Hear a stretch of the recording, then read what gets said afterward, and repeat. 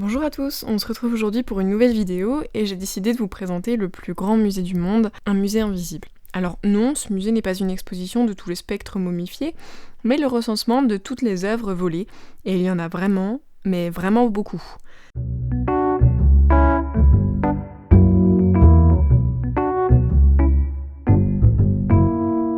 J'ai donc décidé de vous en présenter quelques-unes qui ont été dérobées de manière plutôt originale. J'ai essayé d'en prendre dans le plus d'époques et de domaines possibles pour vous donner le plus large aperçu possible. Tout d'abord, les arts religieux et les arts décoratifs. Imaginez que vous êtes en voyage à Saint-Pétersbourg et que vous décidez d'aller faire un tour au musée de l'Ermitage. Bonne idée. Vous êtes là à vous promener et soudain vous vous dites « Tiens, je vais ramener un petit souvenir, c'est sympa ça ». Et vous sortez avec une magnifique icône sous le bras en souriant aux gardes de la sécurité. Vous imaginez ? Non ? Eh bien pourtant, Larissa Zavadskaya, conservatrice des bijoux et métaux précieux, elle l'a fait. Et pendant 6 ans en plus. Et vous savez comment elle les ramenait, ces œuvres ? Dans son sac à main. Bref. De toute façon, elle n'a jamais été à son procès, puisqu'elle est morte d'un arrêt cardiaque avant son interrogatoire. Parlons un peu des arts classiques. S'il y a un homme à retenir dans l'histoire du tableau, c'est sans doute Stefan Breitschweiser, un jeune Alsacien qui a écumé les châteaux d'Europe entre 1994 et 2001 pour se constituer sa collection personnelle. Le 1er octobre 1995, il vole le portrait Sibylle de Clèves de Lucas Cranach lors d'une immense vente aux enchères.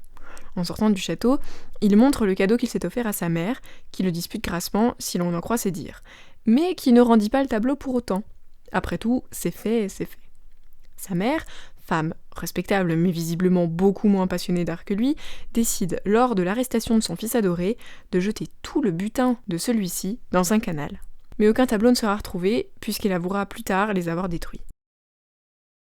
Bon, alors là, on arrive à un niveau de grand professionnel. C'est au mois de juillet 2002 que le Musée national des beaux-arts du Paraguay à Asunción accueille la plus belle exposition de peinture classique de son histoire.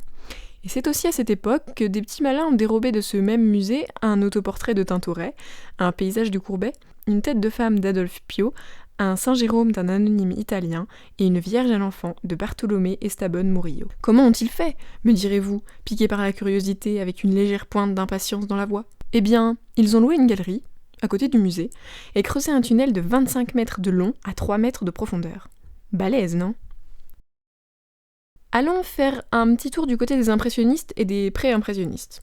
Si on a vu des personnes intelligentes, passionnées à tel point qu'elles ne pouvaient résister à la tentation d'une belle toile, nous n'avons encore jamais vu un voleur d'un tel culot. Le 3 mai 1998 est un dimanche, et comme tous les premiers dimanches de chaque mois, des milliers de visiteurs se bousculent pour profiter de la journée gratuite au Louvre. Une personne en profite pour faire glisser la vitre qui protégeait le chemin des Sèvres de Jean-Baptiste Corot, forcer les pattes qui enserraient le châssis, et sort comme ça, certainement en cachant ce tableau de 34 cm par 49 sous un vêtement. Là, moi, je dis bravo le culot. Si nous avions tout à l'heure affaire à des pros de la subtilisation d'œuvres d'art, là, on a affaire à des pas pros du tout. Mais alors, pas du tout. Le 7 décembre 2002, 2 cambrioleurs pénètrent dans le musée Van Gogh par une fenêtre qu'ils cassent.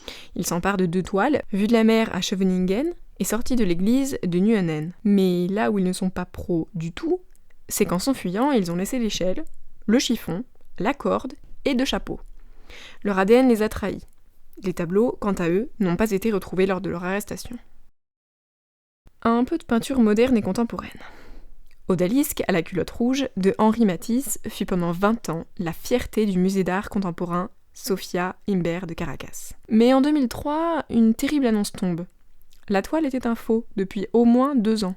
La directrice du musée s'en est rendue compte après avoir reçu une lettre d'un collectionneur de Miami qui se disait outré qu'elle se sépare d'un tel chef-d'œuvre. Mais ce n'était pas le cas. C'était le vrai tableau qui était vendu. Une bonne douche froide pour la directrice. Bon, ce que je vais dire est assez bizarre, mais ce vol est l'un de mes préférés. Il a été réalisé le 18 février 1997 en Italie, avec une ligne et un gros hameçon. Oui, le portrait de femme de Klimt pêché à la ligne. Original, mais nous aurions pu attendre mieux pour un tableau de cette qualité.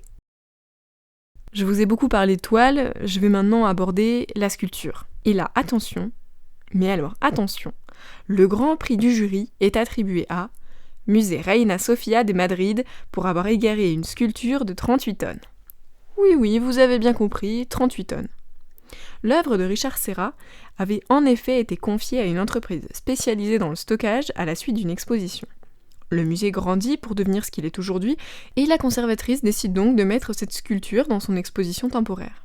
Mais lorsqu'elle tente de la récupérer, plus rien. L'entreprise a fait faillite, et à sa place trône un immeuble, sûrement reposant en partie sur l'œuvre fondue. Nous arrivons à la fin de ce top. Sachez qu'Interpol a un fichier nommé œuvres d'art les plus recherchées au monde.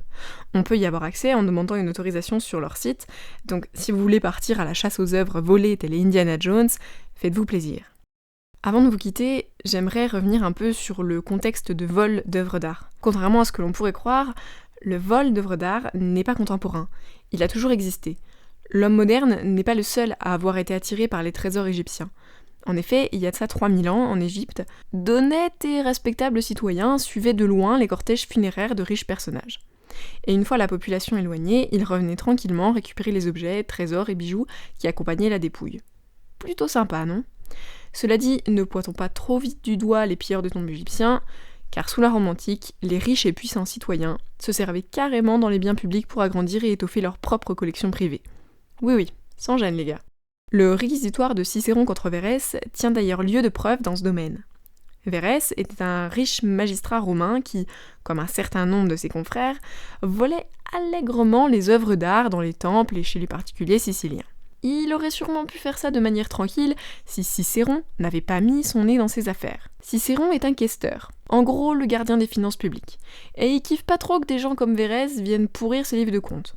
Du coup, il décide de lui intenter un procès. Ces textes ont été conservés et aujourd'hui on peut les retrouver sur internet sous le nom Les Vérines, qui regroupe l'ensemble des discours de Cicéron. Voici un extrait de son réquisitoire. Voilà, comme vous pouvez le voir, il était un peu vénère notre ami Cicéron.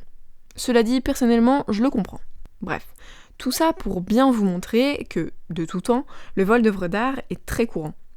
Certains resteront très connus, comme le vol de la Joconde par Vincenzo Perugia en 1911, ou le mystère de la Chambre jaune, qui n'est à ce jour toujours pas élucidé. Et bien que certaines périodes de l'histoire aient eu tendance à développer cette pratique, le sac de Constantinople par les croisés ou le nazisme par exemple, les vols sont encore récurrents aujourd'hui. À titre d'exemple, en 2009, il y a eu 1751 vols en France. C'est pas rien.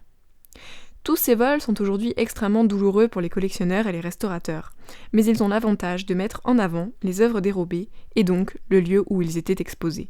Maigre consolation, je vous l'accorde. A bientôt pour une nouvelle vidéo, pensez à vous abonner et si vous êtes fan de la période bleue de Picasso, laissez-moi un petit pouce bleu.